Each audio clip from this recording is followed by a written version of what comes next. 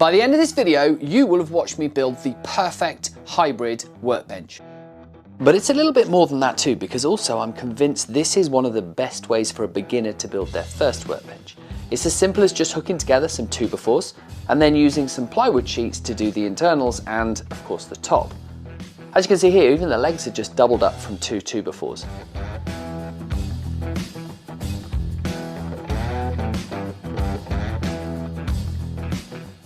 Once you've got the legs in place and before you put the brace pieces across the top, ensure you get the tray in for the bottom. Now, in my opinion, what makes this the ultimate hybrid workbench is the fact that you have your table saw built right in at the one end. So I'm just making a platform here with some 2x4s. I'm going to top it off with another sheet of plywood, and that's going to give us room for a nice drawer underneath as well, making the best use of all the space we have.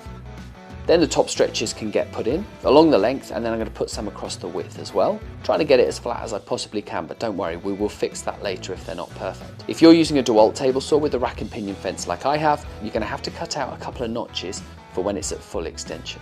You may not have to do this with other table saws. And then if you need it, pop in a bit of extra bracing. And I've put some plywood underneath just to make some different sections. Some are for drawers, some are for dust extraction.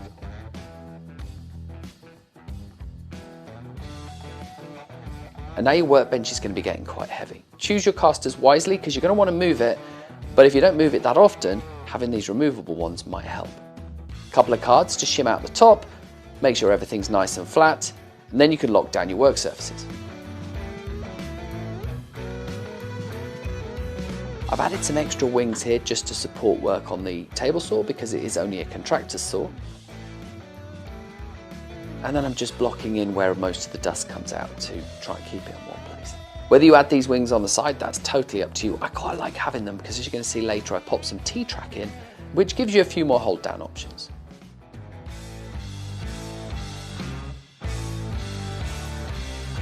And another optional extra, but one I really love, is this laminate top that you can just glue on the top with some contact adhesive. And trust me, to this day, 2 years later, it's still going strong.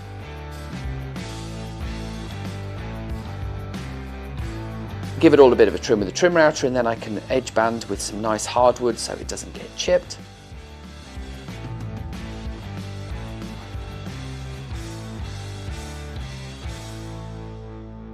And this is the drawer I was telling you about.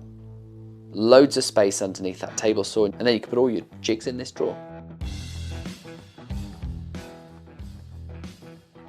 Pop a couple of extra shelves on the sides to make use of every bit of space, and you're done.